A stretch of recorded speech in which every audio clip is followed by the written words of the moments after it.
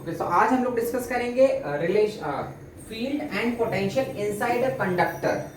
अगर एक conducting body है, कोई मान लो कंडक्टर है, मेटेलिक कंडक्टर, तो electric field inside a conductor.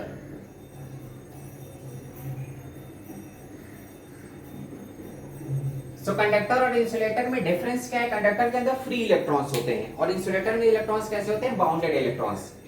जैसे कोई वुडन ब्लॉक है, कोई लकड़ी है, तो लकड़ी के अंदर जो इलेक्ट्रॉन्स है, दोज इलेक्ट्रॉन्स आर बाउंडेड, और कंडक्टर्स के अंदर इलेक्ट्रॉन्स फ्री होते हैं। जैसे कोई मेटल है, तो मेटल के अंदर इलेक्ट्रॉन्स फ्री हैं।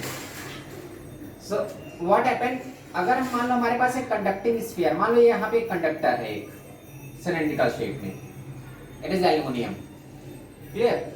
अब इसमें क्या होंगे, जो इलेक्ट्रॉन्स हैं वो फ्री हैं, तो when electric field is applied, अगर हम इसको इलेक्ट्रिक फील्ड अप्लाई करते हैं इसके ऊपर,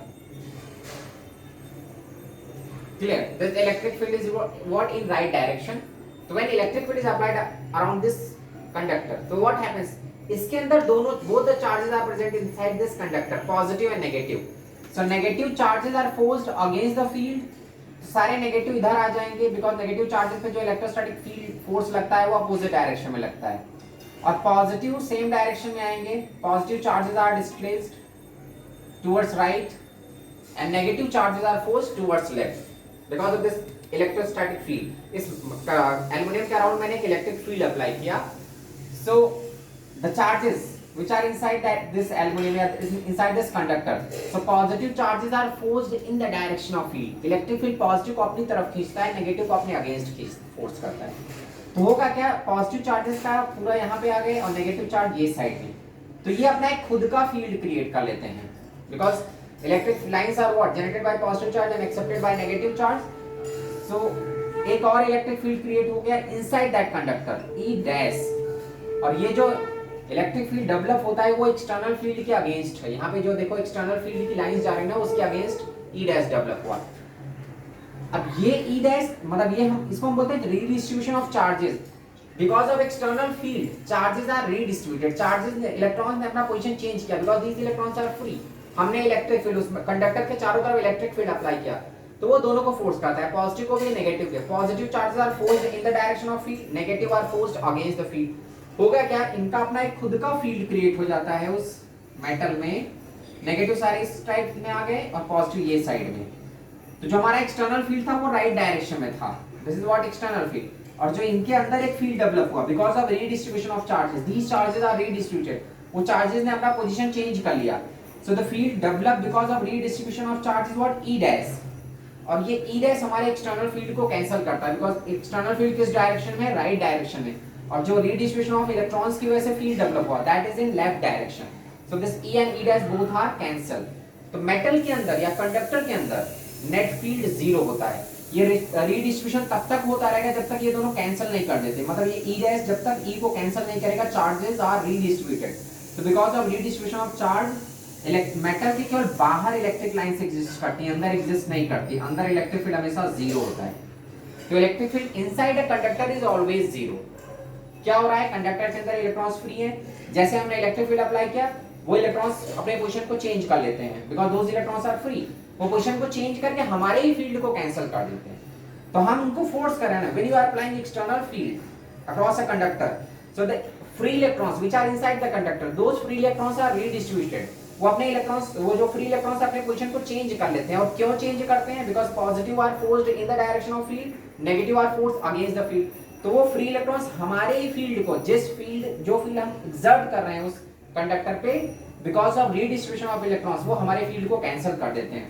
तो electric field inside a conductor is always zero, मतलब कंडक्टर के अंदर कोई भी मेटल है, कोई कंडक्टिंग मटेरियल है, उसके अंदर इलेक्ट्रिक फील्ड एग्जिस्ट नहीं करता, because charges are redistributed. So whenever we are applying external field, positive charges are forced in the direction of field, negative are forced against the field. Free electrons हैं, उन्होंने अपने position को change कर लिया और हमारे फील्ड को ही cancel कर दिया। जैसे देखो कोई आजाद आदमी है, कोई फ्री पर्सन है, तो उसको हम फोर्स नहीं कर सकते ना, लेकिन जो बाउंडेड है उसी को फोर्स कर सकते हैं। जो फ्री पर्सन है उसको हम फोर्स नहीं कर सकते, लेकिन जो बाउंडेड है उसको हम फोर्स कर सकते हैं। तो यहाँ पे ऐसा है कि कंडक्टर्स में जो इलेक्ट्रॉन्स होते हैं वो फ्री होते हैं, तो जैसे हम उनको इलेक्ट्रिक फील्ड अप्लाई करते हैं, ये अपने पोजीशन को चेंज करके हमारे फील्ड को कैंसिल कर देते हैं। तो external field which is applied inside a metal electric field is always zero because of redistribution of electrons. These electrons are redistributed. उन्होंने अपने पोजीशन को चेंज कर लिया because वो चेंज कर सकते हैं. Inside the metal electrons are free. So ये फ्री इलेक्ट्रॉन्स ने अपने पोजीशन को चेंज किया और हमारे फील्ड को ही क्या कर दिया, कैंसिल. तो हम जो हमारा टॉपिक है electric field inside a conductor. Conductor के अंदर इलेक्ट्रिक फील्ड एग्जिस्ट नहीं करता. कोई भी मेटल होगा, मेटल के अंदर इलेक्ट्रिक फील्ड नहीं रहेगा. कोई अगर स्फीयर है, मान लो हम एक स्फीयर को चार्ज करना चाहते हैं तो उसके अंदर चार्ज जाता ही नहीं, पूरा का पूरा चार्ज सरफेस पे ही रहता है. Clear? So electric field inside a conductor is always zero because when electric field is applied, charges are redistributed. Charges अपने पोजीशन को चेंज कर लेते हैं. When charges are redistributed, electrons और protons ये redistribute होकर अपने पोजीशन को चेंज कर लिया और हमारे फील्ड को कैंसिल कर देते हैं because इनका जो फील्ड क्रिएट हो रहा है वो हमारे अगेंस्ट है. तो electric field inside a conductor is always zero. It cannot exist inside a conductor. So electric field inside a conductor, electric field inside a conductor is always zero. मतलब conductor के अंदर इलेक्ट्रिक फील्ड एग्जिस्ट नहीं करता. It is always zero. Free electrons है ना, कोई जैसे कोई आजाद आदमी है तो उसको हम फोर्स नहीं करेंगे. अगर हम उसको फोर्स करेंगे तो हमारे अगेंस्ट खड़ा हो जाएगा. लेकिन जो बाउंडेड है उसको हम फोर्स कर सकते हैं. कोई बाउंडेड पर्सन है तो उसको हम फोर्स करेंगे बिकॉज बाउंडेड बेचारा मजबूर है तो उसको जैसे फोर्स करेंगे, जिस डायरेक्शन में चाहेंगे वैसा उसको काम करना पड़ेगा. लेकिन जो फ्री पर्सन है उसको हम फोर्स नहीं कर सकते. वो अगर फ्री है तो हमारे अगेंस्ट, हम उसको फोर्स करेंगे वो हमारे अगेंस्ट खड़ा हो जाएगा. वो हमारी कोई मजबूरी में तो है ही नहीं. तो मेटल के अंदर इलेक्ट्रॉन्स फ्री होते हैं, वो तुरंत एक्सटर्नल फील्ड के अगेंस्ट रीडिस्ट्रीब्यूट होकर एक्सटर्नल फील्ड को ही कैंसिल कर देते हैं. तो electric field inside a conductor is always zero because of redistribution of electrons. Electrons अपने पोजीशन को चेंज कर लेते हैं. अब सपोज हम हमारे पास एक कंडक्टिंग स्फीयर है. यहाँ पे हमारे पास एक मेटेलिक स्फीयर है. हम इसको चार्ज देते हैं तो जो चार्ज देंगे ना वो केवल सरफेस पे रहता है, अंदर नहीं जाता. मतलब हमारे पास एक कंडक्टर था, मान लो एल्यूमिनियम का स्फीयर है, हमने इसको चार्ज किया तो अगर हम इसको चार्ज देते हैं ना the total charge is distributed at the surface. वो अंदर जाएगा ही नहीं बिकॉज अंदर इलेक्ट्रिक फील्ड ही नहीं है. तो मेटल के अंदर इलेक्ट्रिक फील्ड एग्जिस्ट नहीं करता. तो ये हमारा एक सॉलिड स्फीयर था, उसको हमने चार्ज दिया तो total charge is distributed at the surface. Inside that solid conducting substance electric field can not exist. तो ये हमारा चार्ज भी अंदर नहीं जाता.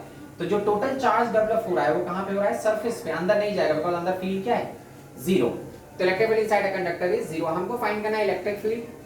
तो अगर हम अंदर किसी भी पॉइंट पे देखते हैं, अंदर के हर एक पॉइंट पे, ये हमारा एल्यूमिनियम मैं यहाँ पे लिख दे रहा हूँ, अंदर यहाँ पे हर एक पॉइंट पे किसी भी पॉइंट पे जाते हैं फील्ड की वैल्यू क्या होगी, जीरो.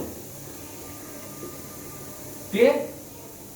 अब now if you have to find field here, मैं सरफेस के पॉइंट पे देखता हूं तो सरफेस पे फील्ड होगा because if you are assuming a Gaussian surface here, जहां पे भी हमको फील्ड निकालना होता है वहां से हमें गॉसियन सरफेस अज्यूम करते हैं and the total charge which is covered in that surface, वहां से एक स्फेरिकल सरफेस अज्यूम करो, उसके अंदर जो चार्ज कवर होता है only that charge is responsible for the field.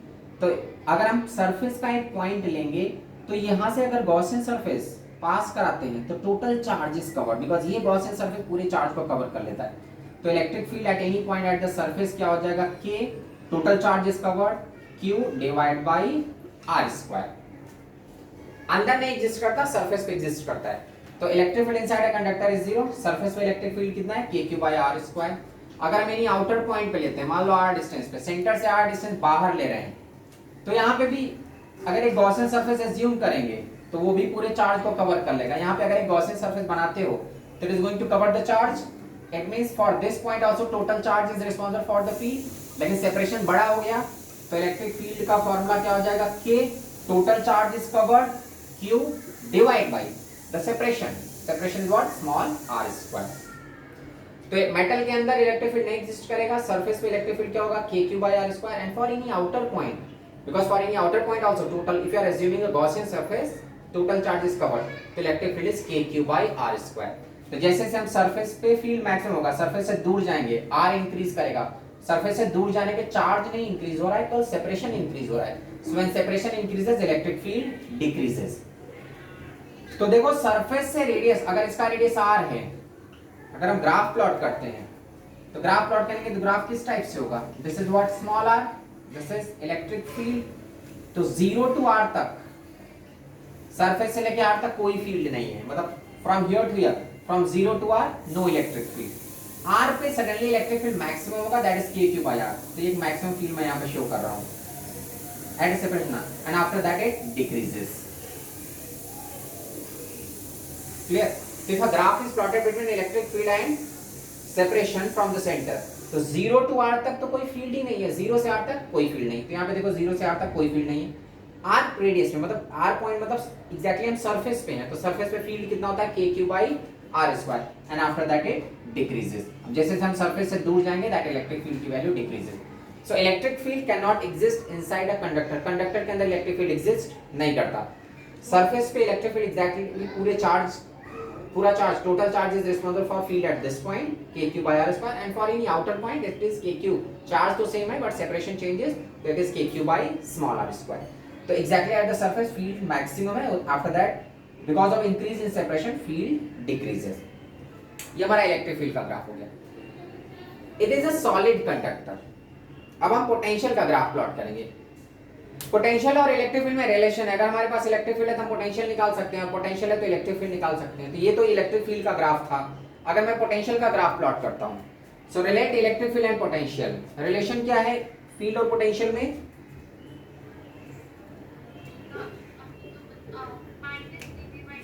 हाँ, तो E इज इक्वल टू, अब पोटेंशियल का graph, potential inside a conductor.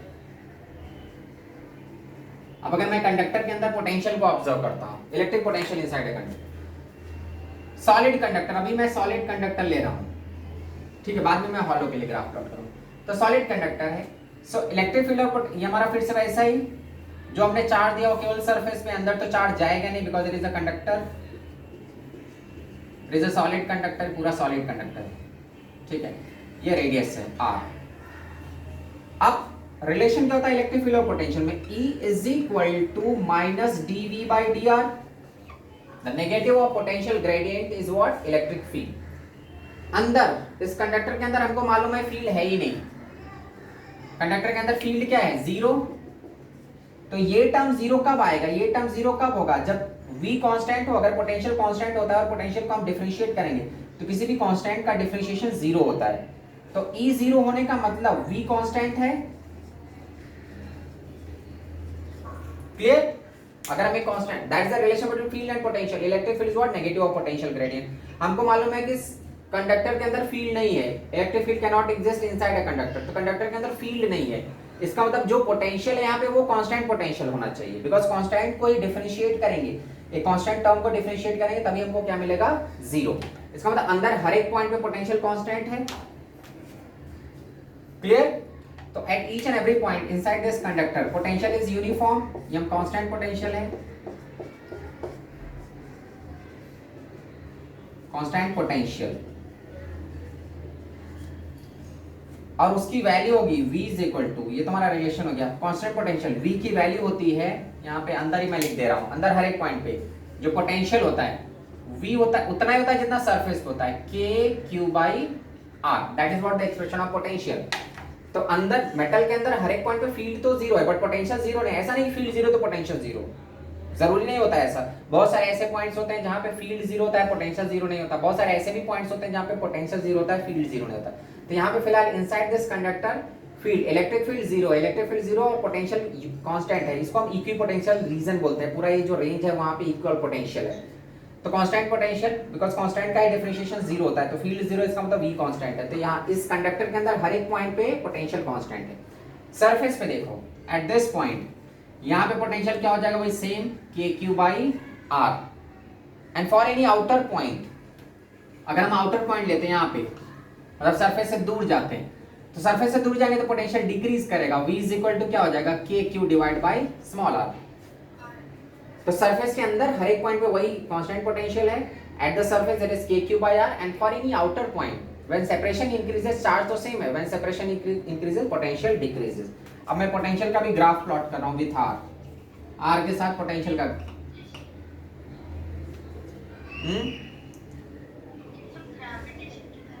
हाँ, तो अब मैं अगर पोटेंशियल के लिए ग्राफ प्लॉट करता हूं, सो देखो 0 टू r, जीरो से यहां तक सरफेस तक पोटेंशियल कांस्टेंट था, तो एक कांस्टेंट पोटेंशियल की लाइन मैंने ड्रॉ किया यहाँ 0 से r तक। तो यहाँ तक तो पोटेंशियल यूनिफॉर्म था, and after that it decreases like this. तो 0 to r पोटेंशियल कितना है, k q by r, यहाँ पे भी वही है k q by r, and after that it decreases because when separation increases potential decreases. So this is what the field, electric field and potential inside a solid conductor. मैंने solid conductor लिया, potential के लिए भी solid, field के लिए भी solid conductor लिया और पोटेंशियल के लिए भी सॉलिड कंडक्टर ले रहा हूँ। तो सॉलिड कंडक्टर के अंदर फ्री इलेक्ट्रॉन्स हैं, वो इलेक्ट्रिक फील्ड को तुरंत कैंसिल कर देते हैं, तो electric field can not exist inside a conductor. Potential रहेगा, फील्ड जीरो है तो पोटेंशियल कांस्टेंट है, तो हर एक पॉइंट पे, अंदर के हर एक पॉइंट पे पोटेंशियल यूनिफॉर्म होता है और वो उतना ही होता है जितना सरफेस पे। तो सरफेस पे पोटेंशियल कितना है, k q by r, वही हर एक पॉइंट पे। तो from here to here potential is constant and after that it decreases. This is what the field and potential inside a solid conductor. Next हम hollow conductor के लिए देखेंगे। So field inside a hollow conductor. Hollow मतलब अंदर air है, surface पे ही पूरा का पूरा मटेरियल है।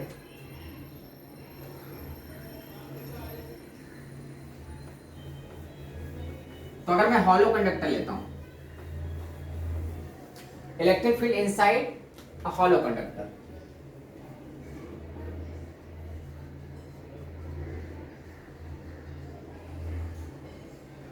Electric field inside a hollow conductor. अब मैंने एक हॉलो कंडक्टर लिया, मतलब अंदर मटेरियल नहीं, अंदर एयर है, ये हमारा हॉलो कंडक्टर, मतलब केवल ये सरफेस है, अंदर कुछ भी नहीं, अंदर एयर है, ठीक है। तो एयर में इलेक्ट्रिक फील्ड एग्जिस्ट कर सकता है according to that Gauss whatever charge is covered. तो अगर एयर पे ऐसी कोई मजबूरी नहीं होती कि एयर पे फील्ड नहीं होगा, एयर पे फील्ड हो सकता है, मेटल के अंदर, मटेरियल के अंदर फील्ड नहीं होता, लेकिन एयर में field can exist.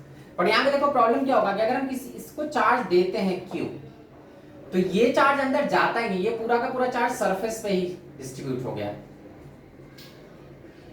The total charge is distributed at the surface, whatever charge is given.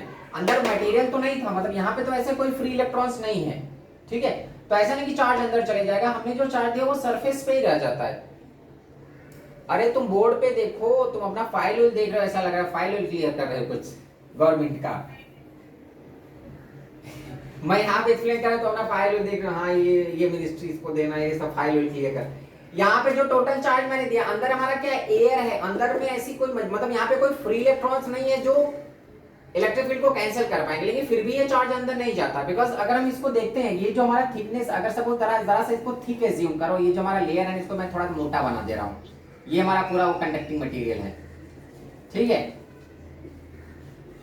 अंदर से पूरा हॉलो है, लेकिन फिर भी चार्ज अंदर गया क्यों नहीं? Because the charge which is given to this hollow sphere, that charge is distributed at the surface, the total charge is distributed at the surface. वो अंदर क्यों नहीं गया? जबकि अंदर तो कोई फ्री, यहाँ पे हवा में तो कोई फ्री इलेक्ट्रॉन्स है नहीं जो फील्ड को कैंसिल करेगा, तो चार्ज अंदर जा सकता था, लेकिन क्यों नहीं गया वो?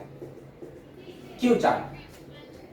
अगर सपोज करो चार्ज अंदर चले जाता और हम यहाँ पे कोई पॉइंट लेते हैं इस मटेरियल के अंदर, ये जो मटेरियल है, तो हमको मालूम है कि मेटल के अंदर तो फील्ड नहीं आता, तो अगर मैं यहाँ पे कोई पॉइंट दूंगा, वहां से गॉसियन सरफेस बनाऊंगा, तो अंदर गया हुआ चार्ज उस गॉसियन सरफेस में आ जाएगा। जो हम चार्ज दिए थे, मान लो हमने माना कि क्यू दिया तो Q/2 अंदर रह गया, Q/2 सरफेस पे आधा चार्ज कर लिया उन्होंने, आधा बाहर आधा अंदर। ऐसा क्यों नहीं हुआ? बिकॉज अगर आधा हाफ चार्ज अंदर चले जाता तो इस मटेरियल के अंदर मान लो अंदर की कोई मजबूरी नहीं, यहाँ पे फ्री इलेक्ट्रॉन्स है नहीं, तो यहाँ पे फील्ड जीरो, ऐसा जरूरी नहीं। लेकिन प्रॉब्लम क्या है कि अगर मैं यहाँ पे कोई पॉइंट चूज करता हूँ, ये मेटल के अंदर का पॉइंट है, तो मेटल के अंदर किसी भी पॉइंट पे फील्ड जीरो होगा। अब यहाँ से अगर हम गॉसियन सरफेस बनाएंगे, ये जो मोटा सा लेयर मैंने बनाया, अगर यहाँ से गॉसियन सरफेस पास करते हैं तो उसके अंदर चार्ज नहीं होना चाहिए, तभी इलेक्ट्रिक फील्ड जीरो होगा। The surface, the Gaussian surface जो मैंने एज्यूम किया यहाँ पे डॉटेड लाइन से, तो उसके अंदर चार्ज जब नहीं होगा तो ही फील्ड इस पॉइंट पे जीरो होगा, इसीलिए अंदर चार्ज जाता ही नहीं। बिकॉज ये जो चार्ज हम दे रहे हैं ना, अगर वो चार्ज अंदर कूद जाएगा तो गॉसियन सरफेस के अंदर वो आने लगेगा, और गॉसियन सरफेस के अंदर चार्ज इनक्लोज हो गया, मतलब वो इलेक्ट्रिक फील्ड डेवलप कर देगा। तो इसलिए हम जो चार्ज देते हैं वो पूरा का पूरा सरफेस में फैलता है, अंदर चार्ज जाता ही नहीं, मतलब अंदर चार्ज भी जीरो है, फील्ड भी जीरो होगा फिर। क्लियर? तो यहाँ पे सॉलिड के केस में क्या था कि इधर फ्री इलेक्ट्रॉन्स थे, तो वो फ्री इलेक्ट्रॉन्स अपने पोजीशन को चेंज करके फील्ड को कैंसिल कर देते थे।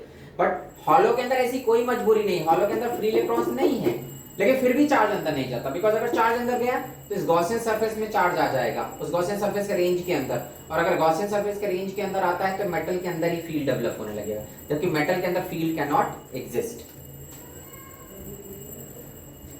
तो अगर चाहे सॉलिड हो या हॉलो, हॉलो को भी हम चार्ज देते हैं तो सरफेस पे ही फैलता है, अंदर चार्ज नहीं जाता।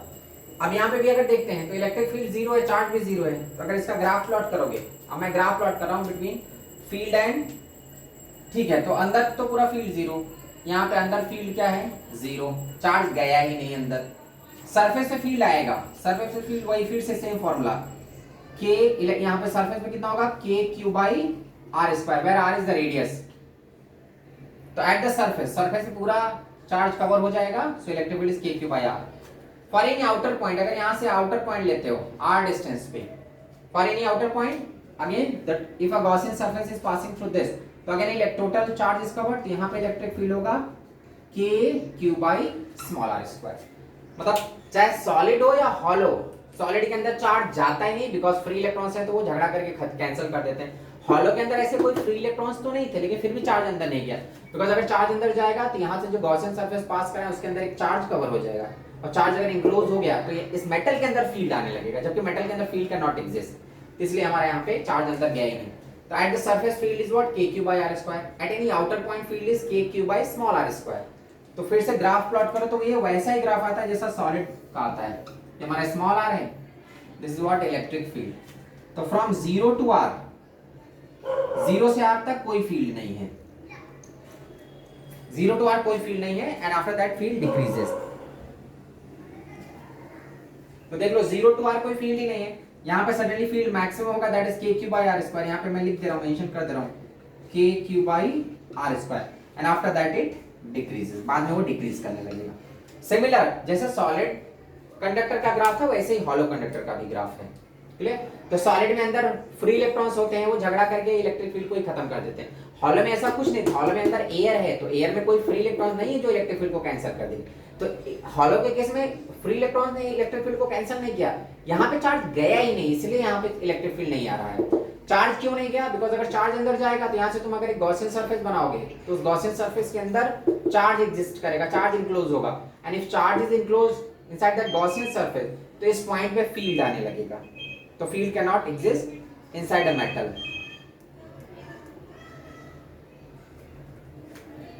So this is for a hollow sphere. So hollow sphere के अंदर भी चार्ज नहीं गया तो फील्ड नहीं आ रहा है। नेक्स्ट हम ग्राफ प्लॉट करेंगे पोटेंशियल का, potential inside a hollow sphere.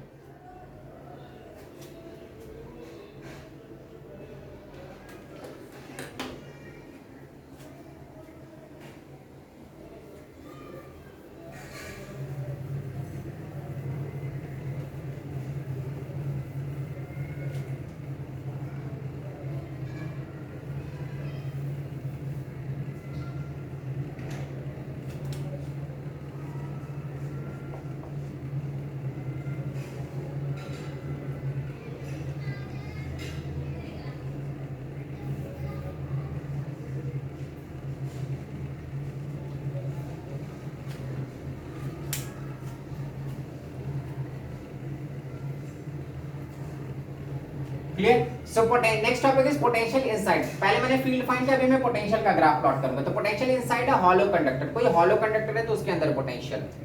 सो फिर से again this is what a hollow conductor. मैंने पहले बताया कि चार्ज जो हम देंगे वो चार्ज, अगर यहाँ पे हम क्यू चार्ज देते हैं तो वो अंदर तो जाने वाला है नहीं, पूरा का पूरा चार्ज सरफेस पे रहेगा। The total charge is distributed at the surface, चाहे वो सॉलिड हो या हॉलो कंडक्टर है तो पूरा चार्ज सरफेस पे ही रहेगा। अंदर चार्ज नहीं गया, अंदर फील्ड भी क्या है जीरो, इसका मतलब v कांस्टेंट रहेगा, अब विच इज इक्वल टू के क्यू बाई आर, ये कांस्टेंट रहेगा। तो inside a hollow conductor also, जैसे सॉलिड कंडक्टर के अंदर फील्ड नहीं था तो पोटेंशियल कांस्टेंट था, हॉलो कंडक्टर के अंदर भी फील्ड नहीं है तो potential is uniform, potential equi potential है। सरफेस से फिर आने लगेगा, यहाँ पे पोटेंशियल आएगा, पोटेंशियल कितना आएगा k q by r. And for any outer point also, अगर यहाँ पे आर डिस्टेंस पे आउटर पॉइंट लेते हैं तो वहां पे पोटेंशियल कितना हो जाएगा k q by small r. Clear. So electric field either inside a solid sphere या हॉलो स्फीयर, अंदर इलेक्ट्रिक फील्ड नहीं रहता, पोटेंशियल यूनिफॉर्म रहता है। एट द सरफेस पोटेंशियल आ गया, वही सेम पोटेंशियल है जो सरफेस पे वही अंदर रहता है, तो at the surface it is k q by r, and for any outer point it is k q by small r. तब इसका अगर ग्राफ प्लॉट करूं, this is small r and this is what potential. So from 0 to r, 0 to r तक, यहां से यहां तक 0 to r equi potential है, तो एक कांस्टेंट पोटेंशियल है। आफ्टर दैट r के बाद after the surface potential decreases with increase in separation. ये ग्राफ इस टाइप से, तो 0 टू r पोटेंशियल कांस्टेंट है, that is kq by r and after that it decreases. यहां पे भी वही है kq by r, और फिर उसके बाद सरफेस पर जैसे जैसे हम बाहर जाएंगे स्मॉल r इंक्रीज करेगा, स्मॉल r इंक्रीज करा, डिनोमिनेटर इंक्रीजेस, तो value increases, value of the potential.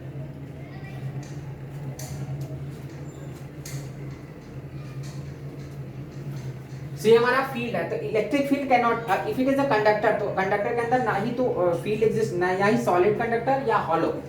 In electric field inside a solid conductor is 0, electric field inside a hollow conductor is also 0। Potential uniform रहता है, potential constant रहता है।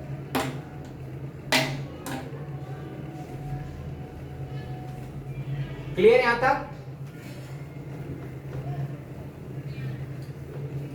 अब अगर हम एक से ज्यादा स्फीयर रख देते हैं सपोज,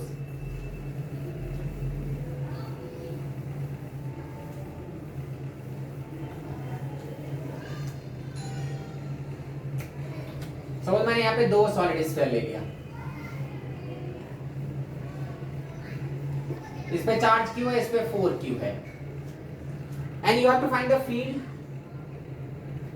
एंड इनका दोनों का रेडियस सेम लिया मैंने r इन पॉइंट्स पे, point A, point B, point C, इन सब पॉइंट्स पे फील्ड निकालो और पोटेंशियल निकालो। Find the field at point A, B and C, तीनों पॉइंट पे फील्ड भी निकालना है मुझे, पोटेंशियल भी निकालना है। तो देखो पॉइंट A क्या मेटल के अंदर है, तो A पे तो कोई फील्ड नहीं होगा, 0 होगा। C भी मेटल के अंदर है, तो C पे भी फील्ड क्या होगा, 0। B पे हम निकाल सकते हैं बिकॉज B मेटल के अंदर नहीं है, B हमारा उन दोनों के सरफेस पॉइंट है, तो B पे दोनों अपना अपना फील्ड डेवलप करेंगे। एट पॉइंट B, जो B पॉइंट है, B पे field is develop because of this, ये जो फर्स्ट चार्ज है ये बाहर की तरफ, it generates the electric lines, तो बिकॉज ऑफ फर्स्ट स्फीयर इसका फील्ड क्या होगा, kq by r square. Second वाला ये जो 4q है, ये लेफ्ट साइड में फील्ड डेवलप करेगा बिकॉज ये भी पॉजिटिव ही है, positive charge generates the lines, तो ये इधर जनरेट करेगा, तो इसका ये साइड में फील्ड आएगा, that is k 4q divide by r square. तो net electric field at B, because B surface का पॉइंट है, सरफेस पे इलेक्ट्रिक फील्ड कैन एग्जिस्ट, तो B पे नेट फील्ड कितना आ जाएगा, 4kq by r square minus kq by r square, that is 3kq by r square. These are the field at this point. अब potential पे आते हैं, पोटेंशियल अंदर भी एग्जिस्ट करता है, बाहर भी एग्जिस्ट करता है, तो A पे पोटेंशियल रहेगा, पोटेंशियल एट A, तो because of the first sphere का पोटेंशियल कितना आएगा, kq by r, जितना सरफेस में होता है उतना ही अंदर आएगा। Because of the second also, second भी अपना पोटेंशियल डेवलप करेगा, k into 4q divide by separation, ये सेकंड वाले से कितना दूर है, तो यहां से r और यहां से r, तो कितना हो जाएगा 2r। So this what the total potential at A। B पे निकालो पोटेंशियल एट B, तो B सरफेस का पॉइंट है, तो सरफेस में तो फील्ड भी होता है, पोटेंशियल भी होता है, तो फर्स्ट का पोटेंशियल कितना होगा, स्केलर क्वांटिटी, इसे मैं डायरेक्शन नहीं ले रहा हूं। फील्ड के टाइम पे देखो मैंने डायरेक्शन देखा था because field is a vector, but potential एक स्केलर है, तो डायरेक्टली इन दोनों का पोटेंशियल निकाल के ऐड कर दो, तो B पे दोनों अपना अपना पोटेंशियल डेवलप करेंगे, kq by r, और दूसरा वाला कितना डेवलप करेगा, k into 4q divide bye, ये भी r ही है, ये भी है r सेपरेशन पे।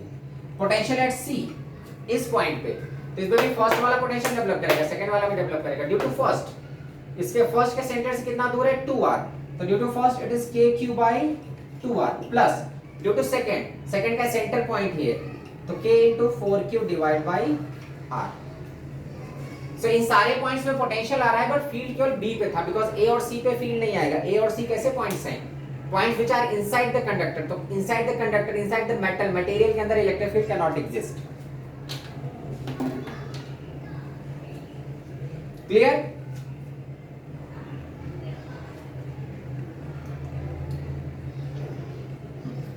चलो इस टाइप से एक और क्वेश्चन देखता हूं मैं।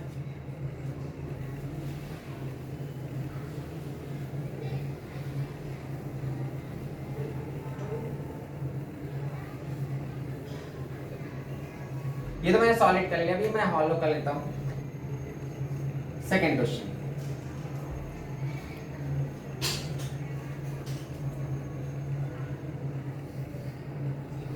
मैंने 3 हॉलो स्फीयर्स लिया है, फर्स्ट का रेडियस r, सेकंड का 2r और थर्ड का 3r। चार्जेस यहाँ पे q है, यहाँ पे 3q है, यहाँ पे 4q। These are the charges which are distributed over the surface.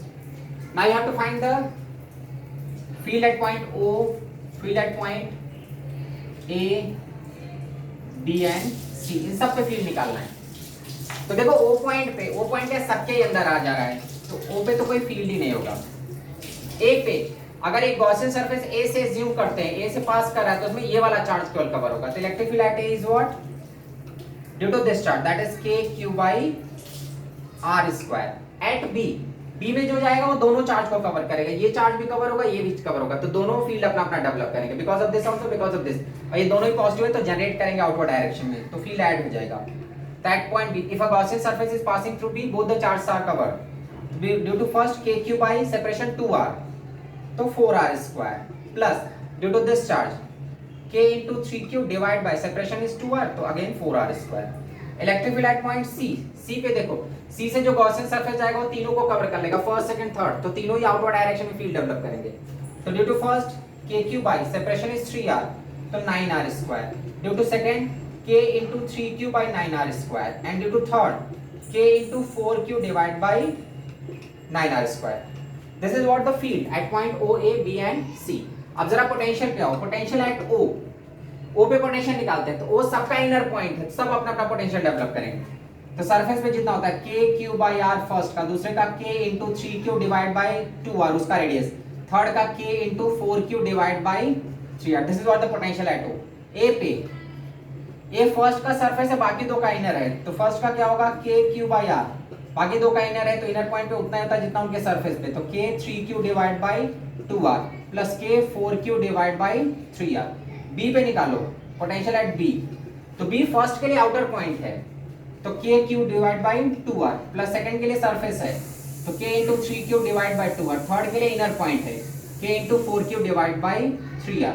Potential at C, C इन दोनों के लिए आउटर है और थर्ड का सरफेस है, तो फर्स्ट का k q divide by 3r, second का k 3q divide by 3r, third का k 4q divide by 3r।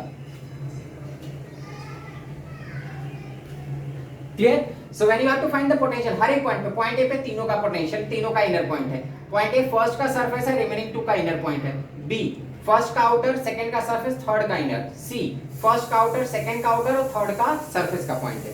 तो जब हम आउटर पॉइंट पे लेते हैं तो टोटल सेपरेशन लेते हैं, और इनर पॉइंट पे लेते हैं तो केवल उसका रेडियस लेते हैं। Clear? So this way you can find the, ये सारे के सारे हमारे कंडक्टर्स थे, so we found the field and potential inside a conductor।